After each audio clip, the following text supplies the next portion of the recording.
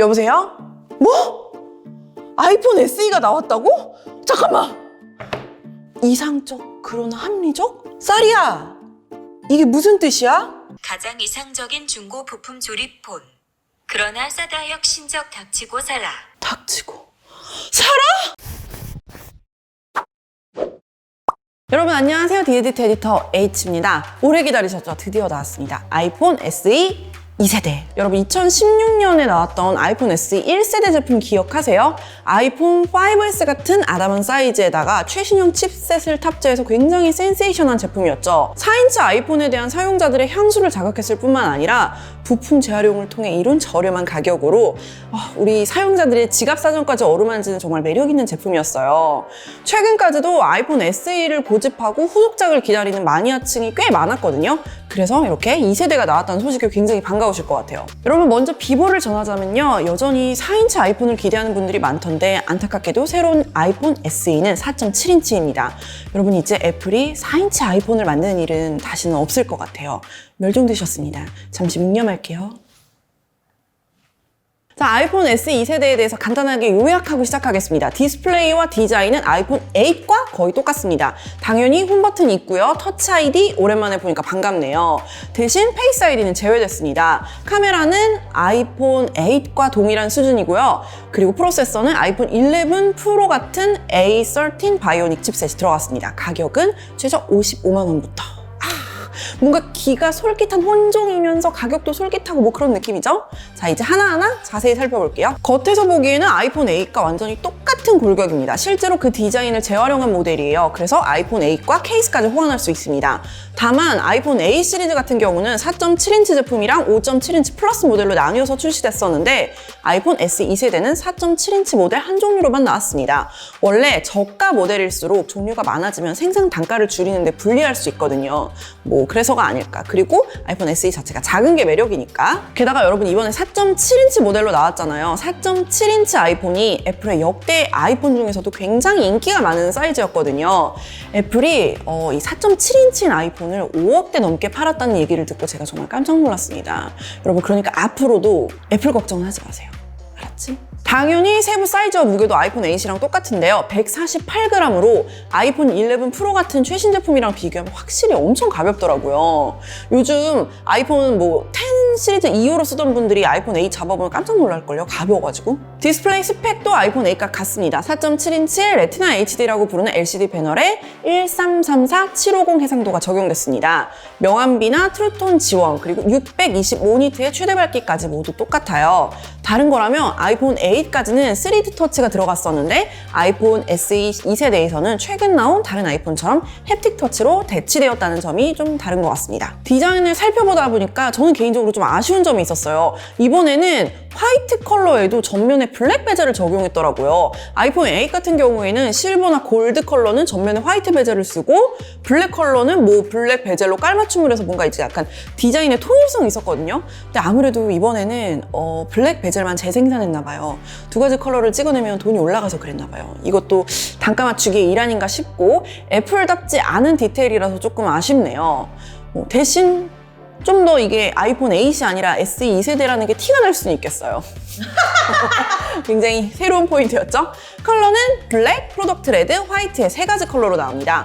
컬러 톤 자체는 아이폰 8과 완전히 달라졌지만 마감 방식은 기존과 동일합니다. 그리고 홈 버튼과 터치 아이디 여러분 많이 그리우셨죠? 아이폰 8과 동일하게 2세대 터치 아이디가 적용됐습니다. 저는 사실 아이폰 10 이후로 페이스 아이디를 계속 썼으니까 얼굴 인식이 훨씬 더 편하고 이미 적응을 했거든요. 근데 여러분 요즘에 맨날 마스크 끼고 다니잖아요. 얼굴 인식 실패하고 결국 암호 입력하고 이 패턴이 맨날 반복돼서 너무 답답했거든요.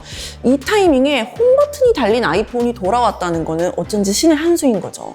게다가 불경기라서 우리 마음도 너무 힘든데 가격도 싸. 후면에는 1200만 화소 와이드 앵글의 싱글 카메라가 적용됐습니다. 조리개는 f1.8. 카메라가 하나이기 때문에 광학 줌은 지원하지 않아요. 최대 5배 디지털 줌만 지원합니다. 카메라 성능은 하드웨어적으로는 아이폰 8에 가깝다고 하더라고요. 사실 저는 아이폰 10R 정도 수준을 기대했는데 약간 아쉬운 부분입니다.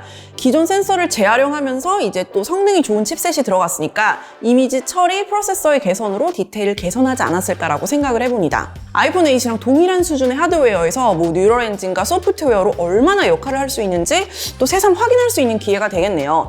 저조도나 디테일 표현에서는 확실히 처리가, 이미지 처리가 워낙 중요하잖아요. 그래서 아이폰 8보다는 좋은 결과를 보여줄 걸로 기대하고 있습니다. 그리고 사진 속 디테일을 부분 독립적으로 파악해서 각각을 보정해서 합성해주는 시멘틱 렌더링 기능도 지원합니다. 하드웨어가 아이폰 8 정도 수준에 머물러 있다 보니까 아이폰 11에 들어간 야간 사진 모드는 지원하지 않습니다.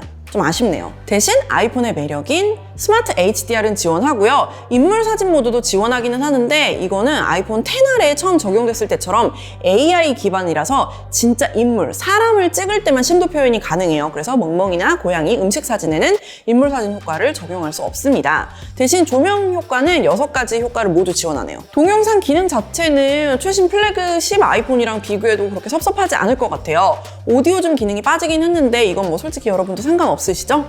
후면 카메라에서 30프레임까지 동영상에서도 확장된 다이내믹 레인지 촬영을 지원하고요. 스테레오 녹음 기능도 들어갔습니다. 이게 굉장히 매력적이에요. 전면 카메라는 700만 화소로 여기서도 역시 인물 촬영이 가능합니다. 다만 좀 슬픈 소식인데 페이스 아이디를 지원하지 않잖아요. 얘는 터치 아이디가 되니까. 그래서 트루뎁스 카메라가 없고 애니모티콘과 미모티콘도 지원하지 않습니다. 스테레오 스피커가 적용되긴 했지만 뭐 공간감 오디오나 돌비 애트모스는 지원하지 않습니다. 대신 동영상 재생할 때 돌비 비전이나 HDR10 컨텐츠는 지원을 하고요. 사실 제가 아이폰 SE의 특성을 좀 빨리 설명을 드리기 위해 뭐 어떤 게 빠졌냐를 위주로 설명을 드리고 있지만 사실 좀 빠진 기능들을 봐도 납득할 수 있을 정도의 급나늑이에요. 왜냐면 가격이 이 아이폰 시리즈 중에서 워낙 저렴한 편이잖아요. 자, 이제 좀 좋은 걸 볼까요? 아이폰 SE 2세대의 가장 큰 특혜는 역시 프로세서입니다.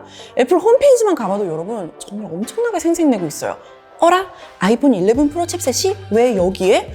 막 이러면서 생색을 엄청 내고 있어요. 근데 그만큼 가격 대비 큰 메리트입니다. 현존하는 가장 빠른 스마트폰 칩셋이 보급형 아이폰에 적용된 거잖아요.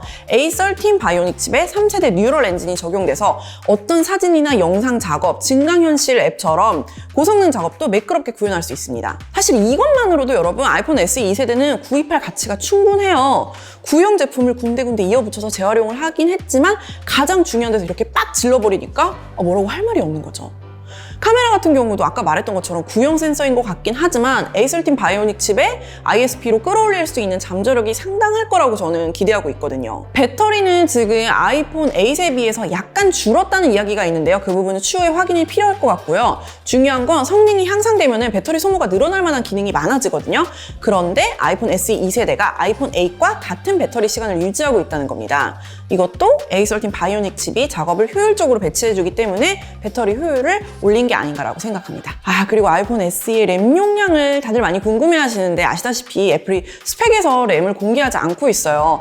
분명 뭐 그게 몇 기가든 간에 2기가든 3기가든 간에 다른 제조사의 스마트폰에 비하면 엄청나게 박하게 넣어줬겠죠. 분명합니다. 하지만 제가 그간 10년 동안 아이폰을 쓰면서 한 번도 멀티태스킹에 버벅인다라고 생각한 적은 없었거든요. 실제로 숫자로 나타나는 램 용량이 아이폰 제품의 뭐 성능이나 경험과 직결되는 것 같지도 않았고요. 그래서 여러분 그냥 기대를 버리시고 모르는 게 약이다. 잘 돌아가면 잘 되나 보다 이렇게 생각할까 봐요. 아이폰 8이랑 똑같이 생겼다 보니까 이건 뭐 그냥 아이폰 8이랑 거의 비슷한 모델이 아니냐라고 하는 분도 있던데 솔직히 그렇지는 않습니다. 여러 면에서 아이폰 8보다는 확실히 업그레이드된 제품이 맞아요. 아이폰 뭐 6나 7 시리즈 혹은 그 이하라면 갈아탈 메리트가 분명하고요. 아이폰 8 사용자라면 뭐 조금 망설여질 수는 있겠지만 나는 홈 버튼이 있는 아이폰을 도저히 버릴 수가 없어서 뭐 10 시리즈 이후로 갈아타지 못하고 있었다라는 분들한테 아이폰 SE는 분명 굉장히 좋은 선택지가 될 것 같습니다. 용량은 64기가, 128기가, 256기가로 출시됩니다. 저가형이라서 혹시 아이폰 SE 1세대처럼 뭐 128기가까지만 출시될까봐 걱정이 됐는데 256기가 옵션이 있어서 다행이에요.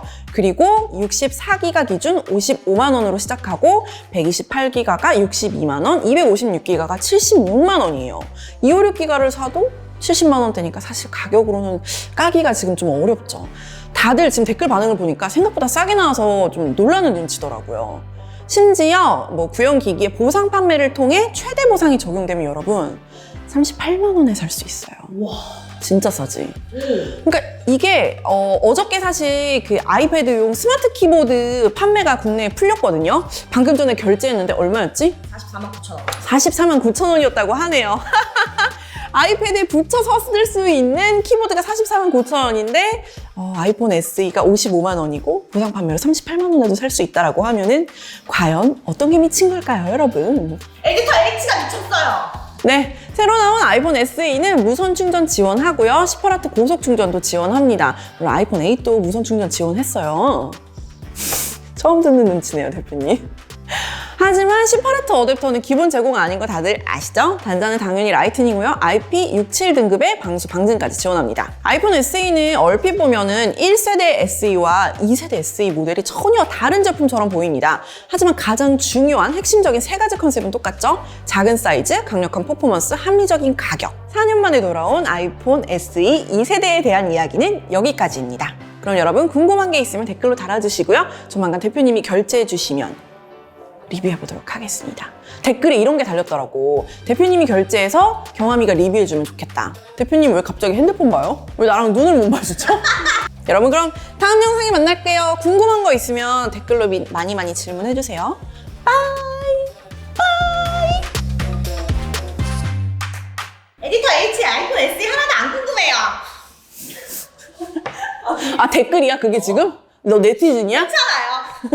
누리꾼이야 너?